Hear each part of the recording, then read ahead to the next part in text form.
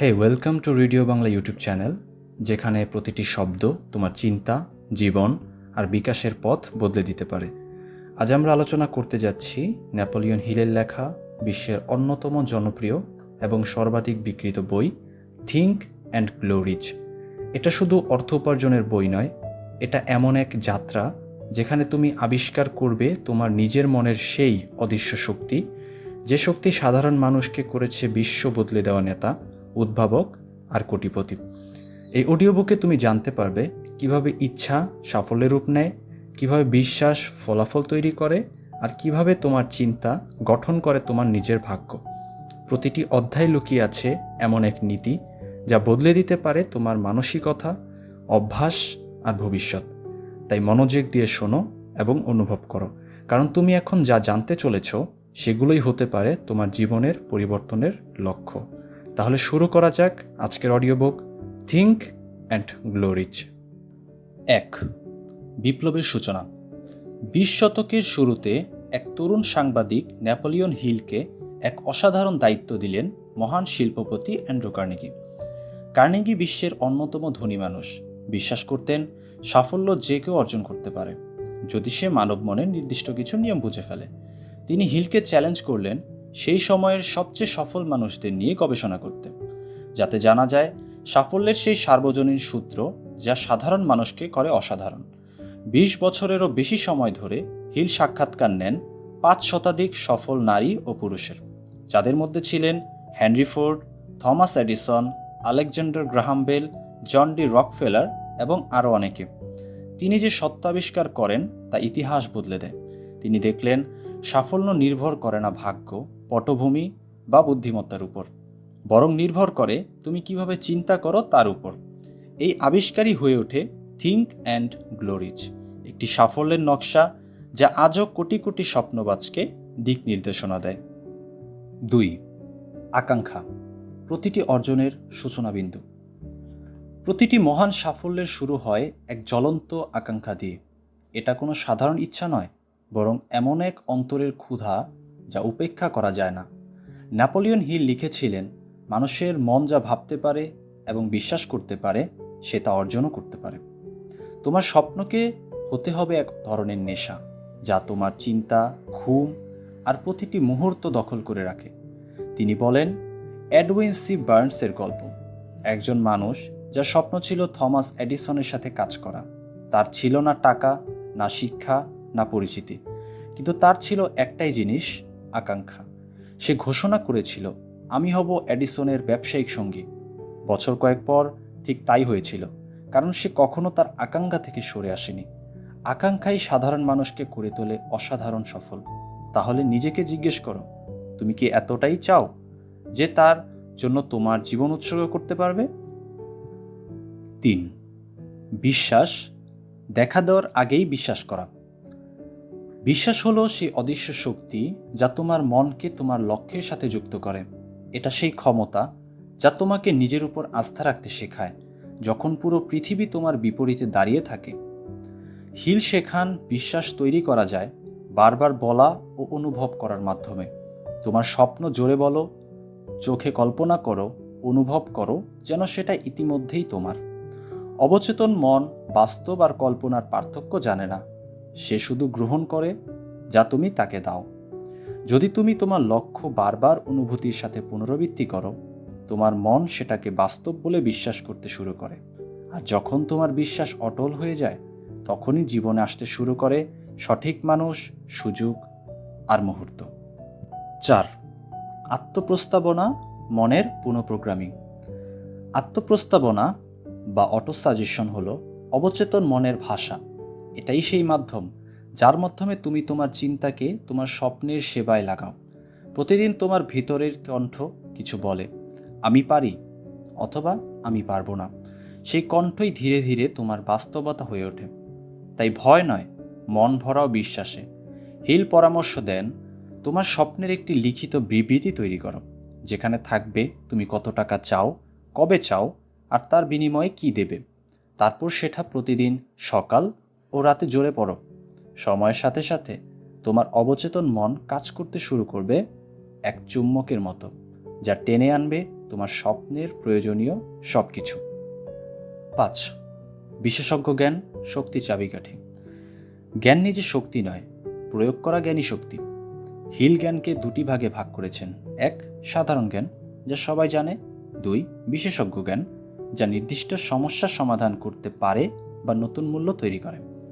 Henry Ford সব কিছু জানতেন না, কিন্তু তিনি জানতেন কিভাবে যোগ্য মানুষদের একত্র করতে হয়। তিনি তৈরি করেন এক মাস্টারমাইন্ড গ্রুপ, যেখানে ছিল প্রকৌশলী ও চিন্তাবিদদের সমন্বয়, আর সেই দলই তার স্বপ্নকে বাস্তবে রূপ দেয়। সব কিছু জানার চেষ্টা করো না, বরং এক বিষয়ে গভীরভাবে দক্ষ হও এবং সেটার মাস্টার হয়ে ওঠো। 6. কল্পনা মনের কর্মশালা। তোমার কল্পনা শক্তি হলো তোমার কর্মশালা। এখানেই জন্ম নেয় চিন্তা, আর অসম্ভবকে করা যায় সম্ভব। হিল বলেন কল্পনার 2 রকম। 1. সিনথেটিক ইমাজিনেশন, পুরনো ধারণাকে নতুনভাবে সাজানো। 2. ক্রিয়েটিভ ইমাজিনেশন, যেখানে জন্ম নেয় নতুন চিন্তা, নতুন অনুপ্রেরণা।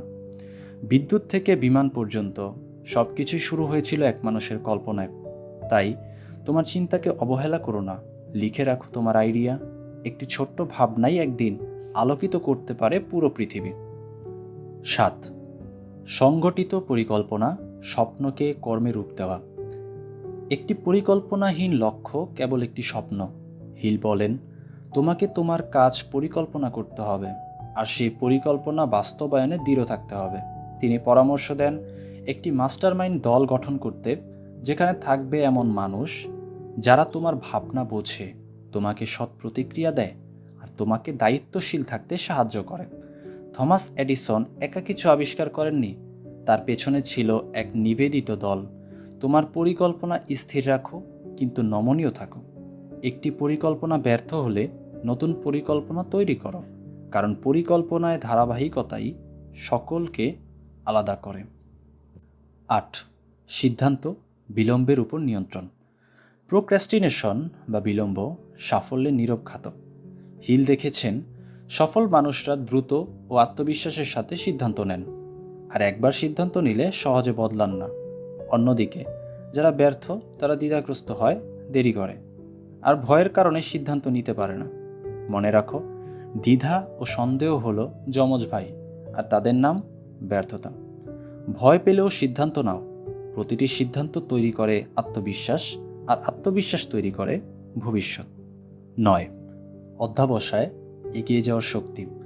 অধ্যাবসায় হলো সাফল্যের হৃদস্পন্দন। এটা ছাড়া প্রতিটি স্বপ্ন মরে যায় অল্প পথেই। হিল লিখেছেন অধিকাংশ মানুষ থেমে যায় ঠিক সাফল্যের দরজার সামনে। কলোনেল স্যান্ডার্স তার চিকেন রেসিপি নিয়ে 1009 বার প্রত্যাখ্যান হয়েছিলেন। ভাবো, যদি তিনি প্রথম 100 বারই হাল ছেড়ে দিতেন। প্রতিটি প্রত্যাখ্যান তোমাকে তোমার হ্যাঁ এর আরও কাছাকাছি নিয়ে আসে। অধ্যাবসায় হলো বিশ্বাসের গতিশীল রূপ, যা প্রমাণ করে তুমি তোমার স্বপ্নে সত্যিই বিশ্বাস করো। 10.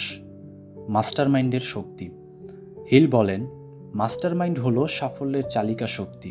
যখন 2 বা ততোধিক মানুষ একই লক্ষ্যে একত্র হয়, তারা সৃষ্টি করে এক নতুন শক্তি, একটি তৃতীয় মন, যা এককভাবে কারণ নেই।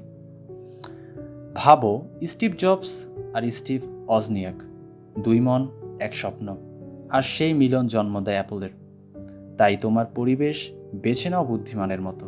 নিজেকে ঘিরে রাখো এমন মানুষে যারা তোমাকে চ্যালেঞ্জ করে, উৎসাহ দেয় এবং তোমার ভাবনাকে প্রসারিত করে, কারণ তোমার পরিবেশই তোমার ভবিষ্যৎ নির্ধারণ করে। 11. যৌনশক্তির রূপান্তর রহস্য। এটা হিলের অন্যতম ভুল বোঝা অধ্যায়। তিনি ব্যাখ্যা করেন যৌনশক্তি মানুষের সবচেয়ে প্রবল শক্তিগুলোর একটি। যদি তা সঠিকভাবে পরিচালনা করা যায়, তবে সেটাই হয়ে ওঠে সৃজনশীল শক্তি। যখন তুমি সেই আবেগকে তোমার লক্ষ্য ও কাজে রূপান্তর করো, তখনই তা সাফল্যের জ্বালানি হয়ে ওঠে। ইতিহাসের সর্বশ্রেষ্ঠ শিল্পী, নেতা ও উদ্ভাবকেরা এই শক্তিকে নিয়ন্ত্রণ করতে শিখেছিলেন, আর আবেগকে রূপান্তর করেছিলেন সৃষ্টিতে। যে শক্তি উদ্দেশ্যপূর্ণভাবে নিয়ন্ত্রিত হয়, সেটাই হয়ে ওঠে প্রতিভা। 12. অবচেতন মন শক্তির সেতুবন্ধন। তোমার অবচেতন মনই তোমার বিশ্ব ব্রহ্মাণ্ডের সাথে সংযোগ। এটা কখনো ঘুমায় না, এটা শোনে প্রতিটি চিন্তা, প্রতিটি আবেগ, প্রতিটি বিশ্বাস। তুমি যা এতে স্থাপন করো তাই তোমার জীবনে প্রকাশ পায়।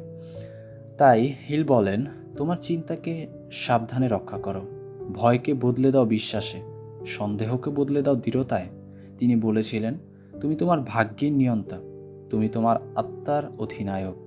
তোমার অবচেতন মন পথ খুঁজে নেবে যদি তুমি বিশ্বাস করো যে তা সম্ভব।